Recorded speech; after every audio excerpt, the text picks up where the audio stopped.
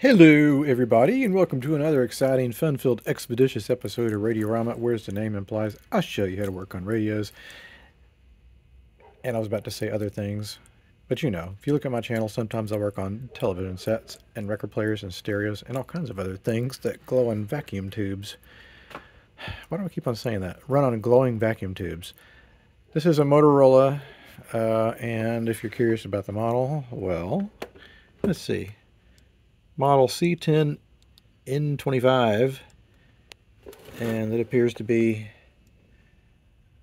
just a generic 5-tube radio. 12BA6, 12BE6, 12AV6, 50C5, 35W4, blah, blah, blah, blah. And here it says, if you get this to focus. Okay, my phone refuses to focus on that. What it says is, this set will perform better and last longer if genuine Motorola premium rated tubes and parts are used at such a time as replacements of originals may become necessary. It says, please note. That's a bunch of crap. Like, you probably couldn't get away with that kind of language today, because a tube is a tube is a tube. And if you stick RCA tubes in there, it's going to work just fine. Anyway, enough of that. It's plugged in already, which tells me the clock isn't working. But I hear it buzzing, so that probably just means the motor mechanism is stuck. It could be a Telecron, or it could be a, I'm trying to remember what the other brand was. Colonial Time, National Time, something like that. By the time you start getting into this era with the tube electronics, they pretty much figured it out, and they just usually work. Getting into the, you know, mid to late 50s. Huge leadership failure. AM 860 AM. Visit oaklandballers.com. Then I proclaimed a fast. Alright, I'm not going to play it for long because it's also a likely chance that all the capacitors inside are perfectly original. And they're probably ripe and ready to blow. So it's best to take the back off, or however this thing comes apart, and look inside. Besides, it has to be rebuilt if it hasn't, and the clock obviously needs to be freed up or it's useless. And what good is a clock radio when the clock doesn't act like a clock? Well, that's the first for me. When I took the back off, the antenna loop had come unglued, and it looks like the antenna is this piece of, like the wire's been dipped in plastic. So that's warped. That's come off. So we'll have to glue that back on. This is when things start to get cheap when it comes to American radio manufacturers, well, in particular with their low-end models, because these little tabletop models, they were, by this point, you know, electronics had become more common in the household. They were cheaper, so if you wanted some little crappy kitchen radio, you could get a crappy little kitchen radio, and this would probably have been about 20 bucks, which wasn't chump change back then, but still much cheaper than spending the $600 to $700 for some of the stereo systems they had back then. One that I have in my living room right now is about 7 feet long, and it cost $600 in 1968, which was a ton of dough. It's got a Telecron movement. I can tell right away that's a Telecron construction with the electromagnetic clasps that go around the copper drum, which is the rotor. Here's another thing I hate about this area. You see these little clips on the speaker, and the kind of plastic's a little brittle, so if you needed to take the speaker off, you have to be real careful about prying these guys off. And also you have to keep your hand over it, because they come springing off there and they go flying across the garage. You've got this cheesy little PC board, and there's no paper caps. It's all ceramic and, you know, orange drop capacitors. So by this time period, there was not much to replace on these guys, not much to ever go wrong. The electrolytic is suspect, but I've seen these style of PC boards and the leads lift up very easily. So we're going to check out the condition of that electrolytic underneath. Might use the cap checker, but I think what I'm going to do first maybe is unsolder the leads of the speaker, because that whole thing's going to have to come out. And likewise, the clock's going to come out. And this is a non-radium dial painted clock face, so I can easily get it off without too much of a fuss. And we'll go from there. All right, the first thing I decided to do is test the electrolytic capacitors, and I'm letting it reform here. but that's not a very healthy measurement at all. Granted, I'm maybe not getting a very accurate reading because I still have this hooked up in the circuit, but this will give me some idea. And if it's going to look like that, that probably means the capacitor is kablooey. Be careful when using these things. I know that these have some value, these TO5s, but they put out real voltage and you can really get shocked. So just be aware of this. It goes all the way up to 600 volts. So just know what you're dealing with. They say it can take up to 5 minutes to reform. You can already see that needle's kind of keeps on jumping down notch. Anyway, if it doesn't reform, then they'll just get replaced. Stupidly, it takes longer to reform them than it is to replace them. I'm just doing this because I'm worried about damaging the board. Well, guess what? Those capacitors are no good. They refuse to reform, neither one of them, so it's gotta go. And so I'm just very gingerly heat up all this solder that holds that can on here. And just take your time. I use this contraption here called a solder sucker. It does what it says. It sucks all the solder out of there, and then you can pull it out. And what I do before I start that is I'll mark one part of this so that if I forget where it went, I can just put it back down in there to understand which value is where. Well, this is what you get if you're patient. This took about 30 minutes to work that free, and now it's free. And what's real important is to make sure that all of your negatives are attached, because this and this and this little triangle here, that's our positives. That, and that are our negatives. And if you look like that's a separate negative going off by itself, and that's the sole attachment point. So that means it's reliant on that can. That can is actually serving as part of the circuit, and so we need to make sure that all the connections that the can's metal surface went to are all connected. Otherwise you'll get no B+ and no radio. So let me get out the capacitors, of which there are 3 of, and hopefully they'll all squish in there. Okay, we got our new electrolytic capacitors installed, and then I had to run with jumper cable. And it works, and I forgot to film it working, and it's kind of a pain to hook back up again.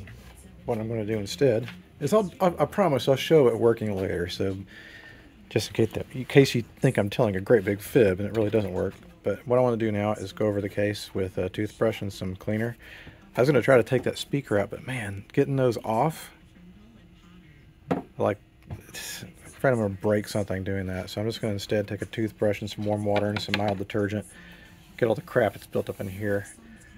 Actually, probably what I'll do before I do anything is just get the dust bunnies out of there, because otherwise I'm just going to be making a bunch of mud with the toothbrush and stuff. In fact, you know what I'm going to do? I'm going to take this out and I'm going to get the leaf blower and blow the dust out of there. Welcome to day 2 of working on the Motorola clock radio.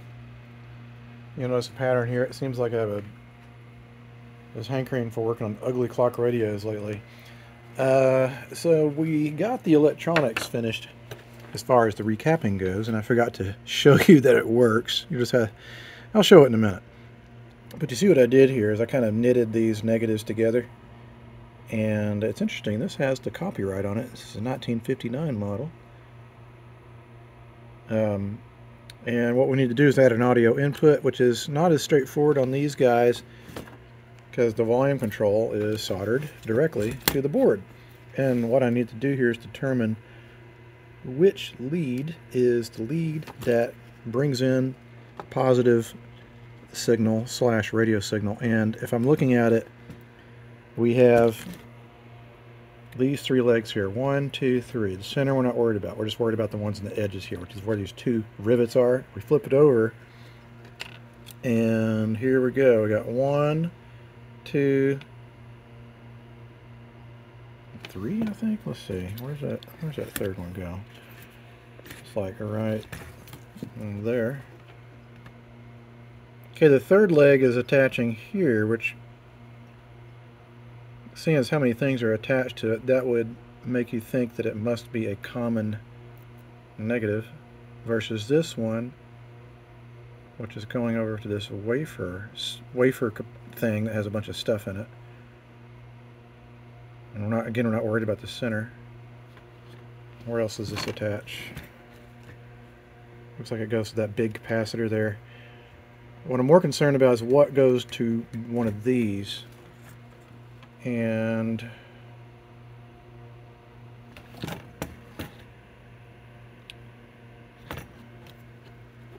not easy to figure this out at all. Alright, I'm not going to pain you with any more of this, but what I'll need to do is, once I find the one that is the correct one, I'll need to make a little cut with a knife in that lead, or that trace, so that the radio signal is temporarily disabled. And then we'll have a little switch that comes off of that so that you can restore the radio signal. A lot of people are like, you can't do that, you'll ruin the radio. It's like, not really, you're still able to listen to the radio. And here's my sort of mantra. If I just restored this a la AM only radio, at least around here, there's nothing musical to listen to. I take that back. If you want to listen to either Indian, Chinese, or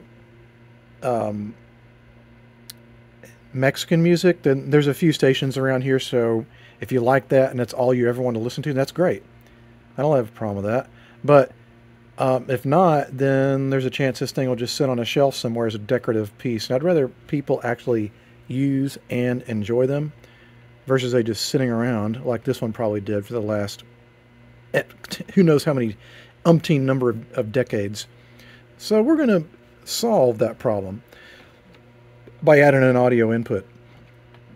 And you can't just like stick wires on there and call it a day. You got to run this through an isolation transformer because there's potential current and electricity that's going to come through the volume control, even though what they did back then, even as they'd mitigate that problem by running the running the radio signal first through a capacitor to knock that current down.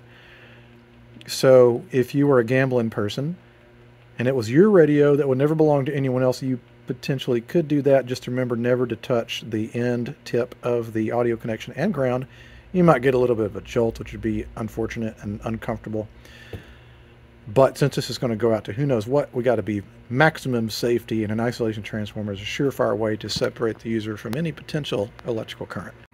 Well, this is why I mentioned I didn't really care for the way that these leads are put together on these radios. You can see that lead just came right off.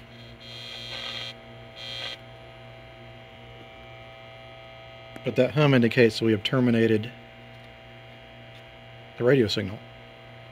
And so we can put a switch. In fact, what I'm going to do is I'm just going to put a wire between there and there up here so that we can turn that radio signal off and on. So now the challenge is getting the isolation transformer and the audio cable installed. And before I do that, I'm going to plug it from the wall. It's going to have to go in the case. So what I'm going to do is I'm going to run some silly long length wires coming off the chassis. And then we'll reinstall it and then install the isolation transformer somewhere in the case, but ideally you want to keep it as close as you possibly can to the volume control. Okay, so I've got the initial setup created. Sponsoring KEXP's music? That's not radio. Well, it is, but it's actually KEXP out of Seattle, streaming through my phone. I actually have terrestrial radio here in the Bay Area, so it's ironic that I'm doing this because it's on FM, but this is AM. And it's coming off my phone, and then it's going through the volume control via this isolation transformer.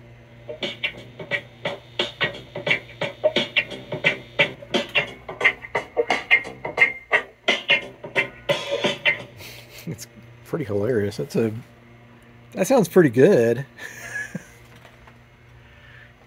I mean, yeah, it's not going to sound amazing, but still, for a clock radio.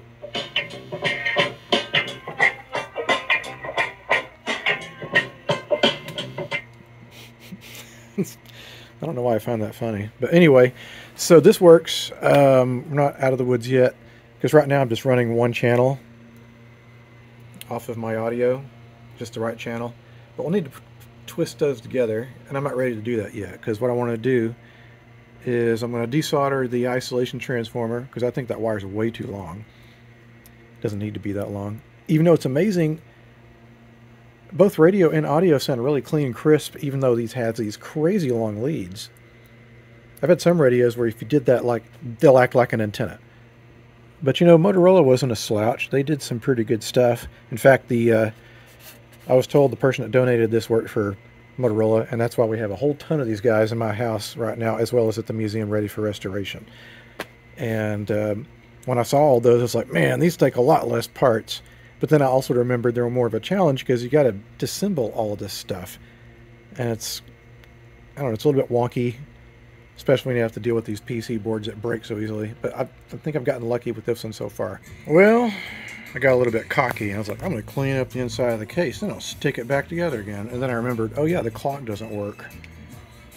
And there's a very, very good chance that the problem is this round thing, this copper colored thing that is a rotor. And basically, it's the motor that drives this thing. So anyway, I'm going to take that out. You loosen these two screws and you separate that. And you pull the drum out, and we're going to show you what we do next, which is going to reintroduce oil into it. Alright, well I have to admit I'm a little confused. So usually when I pull these out of here and they're stuck, like you can shake them and they won't make any noise.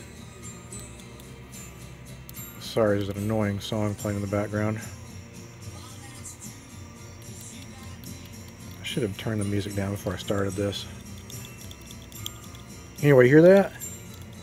That sounds like gears meshing, which means that the mechanism isn't stuck, but maybe there's a little bit of gum in it. So I measured the coil for the electromagnet, and it's not open. It's measuring the way it should. So I'm not sure why the clock wasn't spinning, or maybe the mechanism's gumped up, even though these are just mostly dry fit brass movements. I don't know. I'll spray it out with some crap while I've got this apart. So what I'm going to do is heat this up and get the air coming out of it through a plastic tube, and then I'll put some oil in it. And as the air bubbles out, then when it cools down, it'll draw the new oil in, and that'll lubricate the rotor. Okay, I'm having to hold this, but what I did is I heated it up until bubbles started coming out from the rotor, because they're hermetically sealed. And when that cools down, it's going to suck that new oil back in, and so it'll help free it up if it's frozen. You know, I was sitting here waiting for this to go down, which I will, because maybe I'll be able to use this on a future project. But this, I pulled this clock or this Telecron movement out of another clock radio because the switch on it's broken. The little wafer that goes to that plastic switch there was broken in half. And these are all stamped together, so they're not easy to repair. And plus, these are so common. I have like a bucket of these movements sitting around in my garage. So can't use that movement, but that's still got a good drum on it because it was spinning when I took it apart. So I'm just going to transplant. It was quiet too. I'll transplant this one, that movement. And if that movement doesn't work, then it might be time to cannibalize this for some more parts. Okay, so I transplanted the rotor. And look at that. Smooth as butter. So the clock works. We know the radio already works. The audio input works. So now it's time to start doing the arduous, cantankerous reassembly. But I think before I do that, I might polish up the case. It's a lot easier without all the crap inside of it. So let me do that first. Can't believe I'm saying this, but welcome to day 3 of working on the Motorola clock radio. Yesterday I spent some quality time polishing it up. It's a little unfortunate we got a little chunk missing here. I'm tempted to sand it down a little bit, but I probably won't. No one's going to really notice it. Anyway, let me start putting it back together again, which is going to be interesting because, again, we need to glue the audio input stuff in after we put the chassis in. See, all you do is you enter your data here, and then up here. Then you lock in your time. See? Perfect. Ready for the races. Houston, we have a problem. I was putting it back together and I gave it a test and the clock started making this horrible racket, and I was like, well, maybe the drum needs to be I don't know, like readjusted. So I tried that and it just got louder. And now it just stopped. So I'm thinking maybe that rotor is seized up. Meanwhile, the old rotor, I just left it sitting all night long, and all the oil that was in that tube like drained down in it. So that might be freed up and maybe it'll be quieter than this one.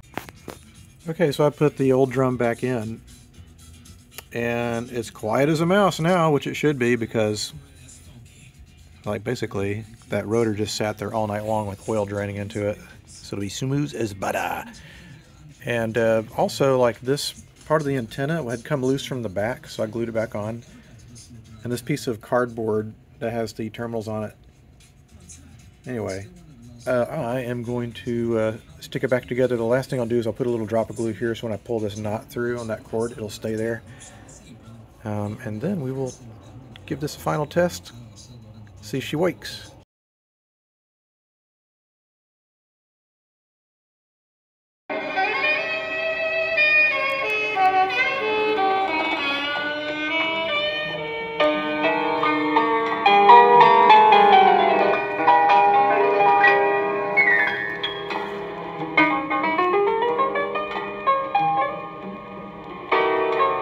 Oh, isn't it so romantic? That sounds like the kind of stuff they'd play at the grocery store when I was a kid. Maybe not that. Maybe it was at the quote-unquote fancy steakhouse in town. But anyway, brings back nice nostalgic memories. You know what's funny is that this does actually sound really good. It's got a pleasant tone. I mean, absolutely it's not going to sound like a high fidelity system, but for what it is, pretty dang nice. So if you wanted to, I'm not sure what kind of color this would be described as, Band-Aid putty colored radio, clock radio, well, this would be the one for you. Anyway, that concludes this episode of Radiorama. Thanks so much for watching. And until the next time a radio comes across my workbench, which I assure you will be very soon, because the pile keeps growing. See you guys next time. Bye-bye. Bring me a dream. Make him the cutest that I've ever seen.